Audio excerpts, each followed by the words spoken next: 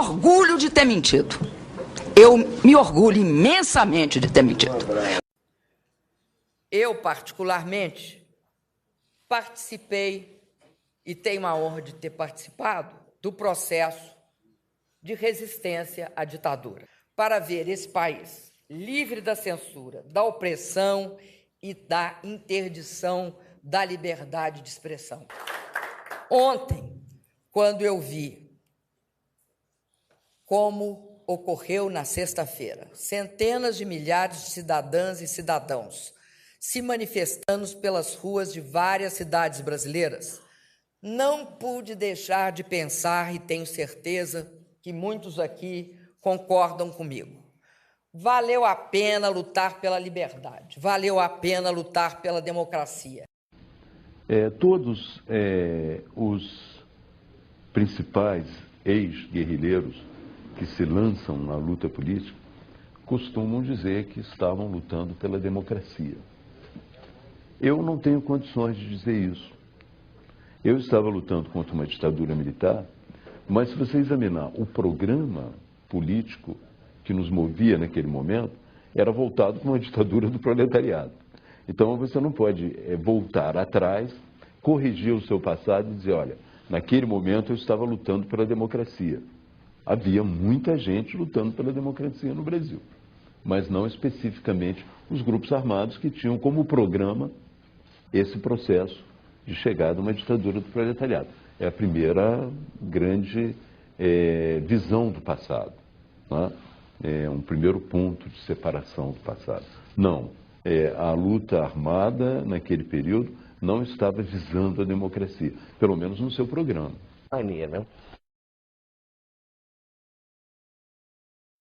Aí já um movimento não mais estudantil, um movimento social de tomada do poder, é isso que nós queríamos, e transformação daquilo em socialismo, e que nós não éramos exatamente contra a ditadura, nós éramos contra a ditadura militar, burguesa, mas nós éramos a favor da ditadura do proletariado. Isso ninguém diz, mas tem que dizer, faz parte da nossa história. Aquela casa era do offset. O Gabeira tinha entrado na organização há pouco tempo, há uns 6 ou 7 meses. Ele era responsável pelo jornal Resistência, que era um jornal que nós tínhamos que era muito bonzinho. Pelo menos a gente queria fazer jornal, entendeu? Não era só luta armada. E ali tinha offset. E também tinha a Kombi verde, que nós usamos no sequestro, que foi a maior bandeira para o vizinho reconhecer a casa, né? Foi a Kombi verde. De um outro jornalista. Na hora H ele pegou o revólver do Ruivo, dos meninos, né, que estava com ele, saiu com o revólver dele, pulou do 8º andar para a sacada do 7º para despistar a polícia que subia pela escada, cortou a polícia, né, foi também polícia civil, cortou a polícia, desceu, chegou no hall, matou 2, né, antes de morrer. Tenho muito orgulho também de ser companheiro da Dilma por esse tempo todo. Nós identificávamos muito sempre, até hoje nos identificamos muito. Muito importante, gratificante, nós temos vivido muitos anos juntos. Formamos uma organização nacional chamada Vanguarda Armada Revolucionária Palmares. Nós praticávamos ações de expropriação, que nós chamávamos dos bancos. Nós íamos buscar dinheiro nos bancos, nós queríamos ter dinheiro para comprar armas. Fizemos ações em quartéis também, alguns quartéis, para pegar armas. Fazíamos ações também de caráter, vamos dizer assim, mais social. Como pegava um caminhão de carne, por exemplo, lá na Baixada Fluminense. Quando eu entrei na Faculdade de Medicina, lá em João Pessoa, na Paraíba, por uma porta, em 1968, pela outra porta eu entrei no Partido Comunista Brasileiro Revolucionário, que era uma dissidência revolucionária, como diz o seu próprio nome, né, do Partido Comunista Brasileiro. Não, nós éramos pela ditadura. Do proletariado. Do proletariado. E nós éramos contra a ditadura militar, mas éramos a favor da ditadura do proletariado. Isso aí é preciso dizer a verdade toda, né? E às vezes eu ouço meias verdades, né? Como a ditadura militar nos oprimiu barbaramente, né, de forma violenta, muitas vezes as pessoas pensam, né, que não existiam no campo da esquerda coisa igual e até pior. em vários aspectos, né? O Stalin e o Hitler, eles disputam pau a pau a medalha de ouro de genocidas na história recente. E o Mao Tse Tung vem ali na medalha de prata. Na medalha de prata com bronze, né? Então é Hitler, Stalin e Mao Tse Tung. Então é preciso a gente ter essa clareza.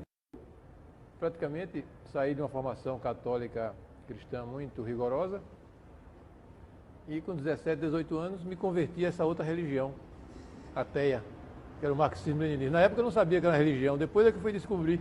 Era uma religião. Você acha que é uma religião? Uma religião total. Tem santos, tem profetas, tem inferno, tem Vaticano, vermelho. Depois, com o tempo, é que eu fui descobrindo que eu tinha saído de uma religião e entrado noutra, né? Mas isso já é história, né? Então eu vim, todo esse período da luta armada de resistência à ditadura. Você pegou em armas contra a ditadura? Sim, vamos dizer assim. Mas vamos dizendo tudo isso, né? Para dizer que você perguntou porque se eu sou de esquerda. Eu continuo de esquerda, sim. Agora, eu não sou fóssil. Eu não sou fóssil. Portanto, eu, por exemplo, quando eu entrei no PCBR, eu era um leninista de carteirinha, né? Depois eu fui evoluindo, tornei pior ainda, passei a ser um guevarista, né? Que é uma coisa mais violenta do que o leninismo, se você pode imaginar, né?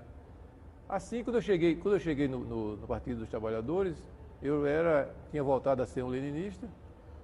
Depois, dentro do Partido dos Trabalhadores, eu fui me contaminando com vírus anarquistas, muito poderosos, né? Então, e fui evoluindo nessa formação eclética de um pequeno burguês como eu, né? Que gosto de ler, gosto de estudar, eu não tenho culpa de gostar de ler e de estudar, e fui evoluindo dentro do PT, que foi uma experiência maravilhosa para mim.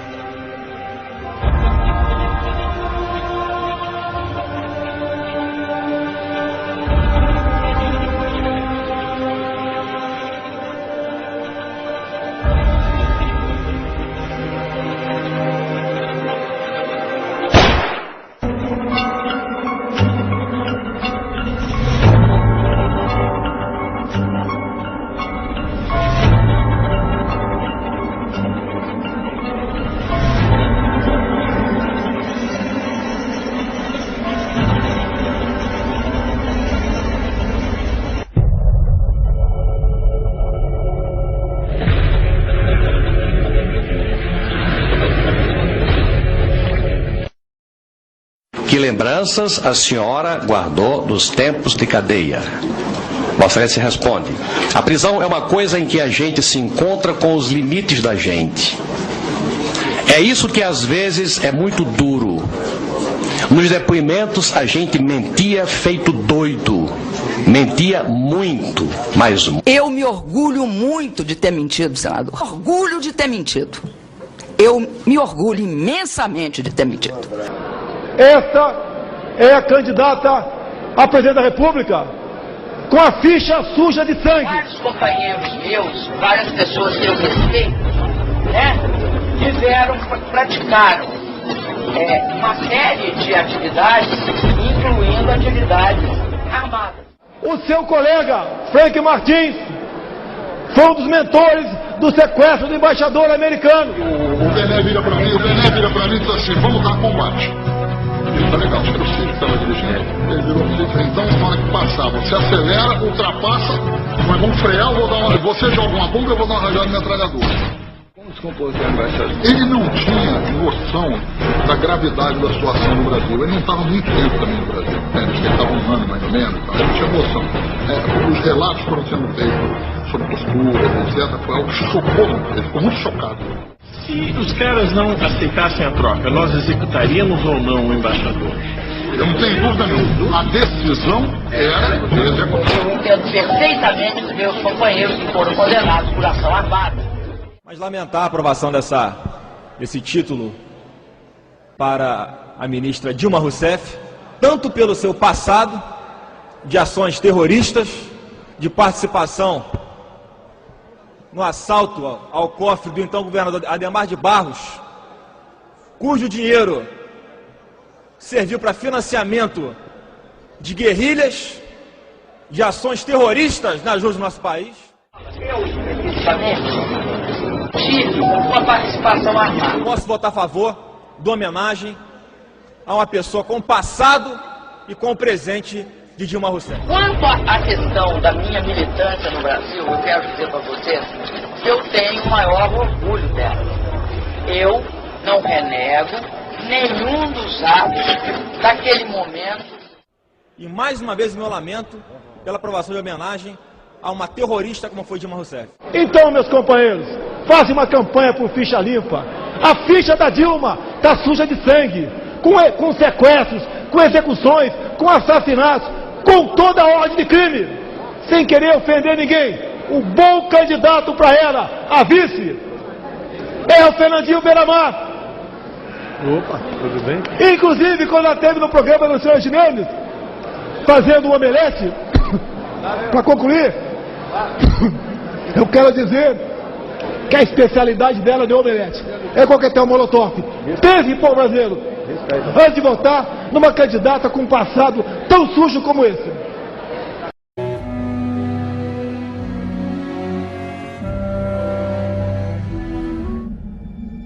Alzira, Edmundo, Francisco, José, Cidelino, Orlando, Nilson, Samuel, Edward, Major Alemão, assassinado por engano em 1968 numa emboscada para matar o militar que prendeu Che Guevara.